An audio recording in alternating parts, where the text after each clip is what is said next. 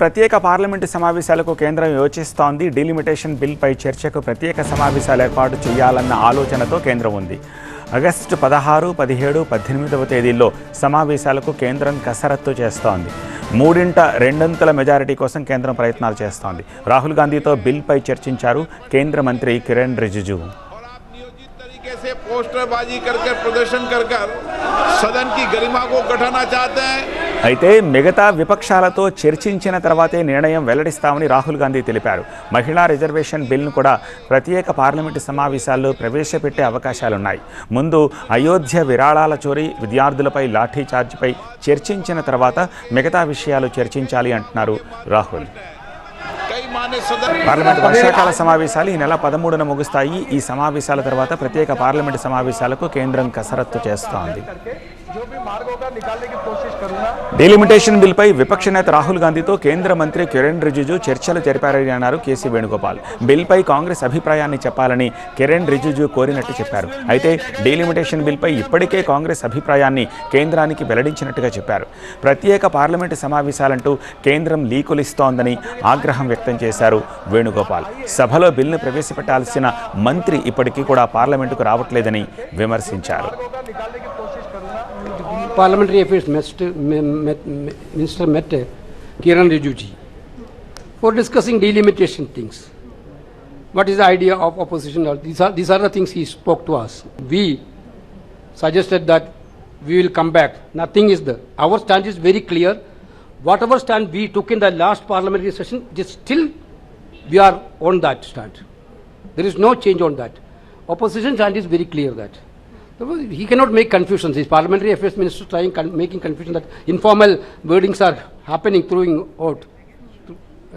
Understood? So this is totally what they want. What is the stand of the opposition? Whether the opposition stand has changed or not? Our stand is very clear. Our stand is not changed at all. మా ఢిల్లీ ప్రతినిధి గోపి మరింత సమాచారం అందిస్తారు. Gopi.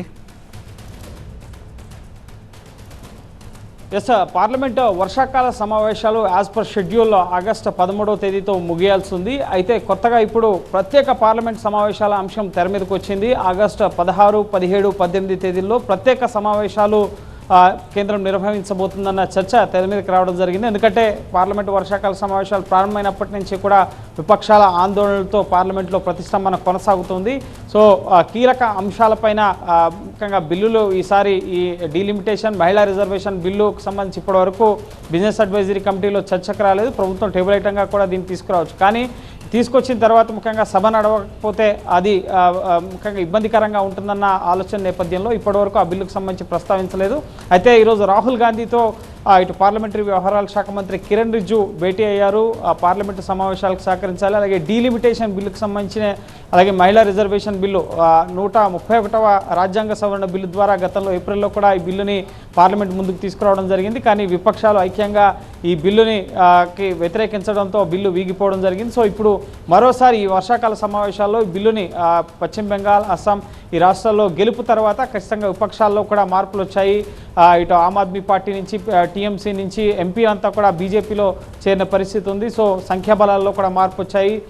2/3 majority ఈ bill pass అవ్వాలంటే 362 సంఖ్యాబలం కావాల్సి ఉంటుంది. సో ఆ దిశగా 360 మంది వరకు కూడా సంఖ్యాబలాన్ని కూడగొట్టుకునేందుకు ప్రభుత్వం అన్ని రకాలుగా కూడా ప్రయత్నాలు కూడా ఇంటర్నల్గా ముమ్మరం చేసిన పరిస్థితి. ఈ నేపథ్యంలోనే వీటికి సహకరించే, ఈ బిల్లుకు సహకరించే దిశగా ఇప్పుడు నెక్స్ట్ ఎలక్షన్స్, జనరల్ ఎలక్షన్స్ మహిళా రిజర్వేషన్లు అమలు చేయడం, అలాగే నియోజకవర్గాలని పెంచడం, పార్లమెంట్ అలాగే లోక్సభ, రాజ్యసభ, ఇటు అసెంబ్లీ స్థానాలని పెంచే దిశగా ఈ బిల్లులో మార్పులు తీసుకొస్తూ కేంద్ర ప్రభుత్వం ఈ బిల్లును తీసుకొస్తుంది. సో దీనికి సహకరించాలి అని చెప్పి విపక్ష నేతలను కోరుతున్న పరిస్థితి. అయితే దీనికి సంబంధించి గతంలో విపక్షాలు ఒక అఖిలపక్ష సమావేశాన్ని ఏర్పాటు చేయాలి, అన్ని పార్టీలతో చర్చించిన తర్వాత ఈ బిల్లుకు సంబంధించి సమగ్ర వివరాలు అందించిన తర్వాతే దీని మీద ముందుకెళ్లాలని చెప్పి కోరిన పరిస్థితి ఉంది. సో ఇప్పుడు కూడా కిరణ్ రిజిజు మా స్టాండ్ ఇదే విధంగా ఉంటుందని కేసీ వేణుగోపాల్ స్పష్టం చేస్తున్నారు. కానీ కిరణ్ రిజిజు అధికారికంగా ప్రకటిస్తేనే, ఒకవేళ నిజంగానే ప్రత్యేక పార్లమెంట్ సమావేశాల్లో ఈ బిల్లు తీసుకొస్తున్నారా ఏంటి అనేది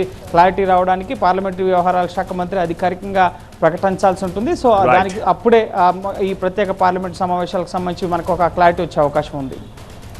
రైట్ గోపి.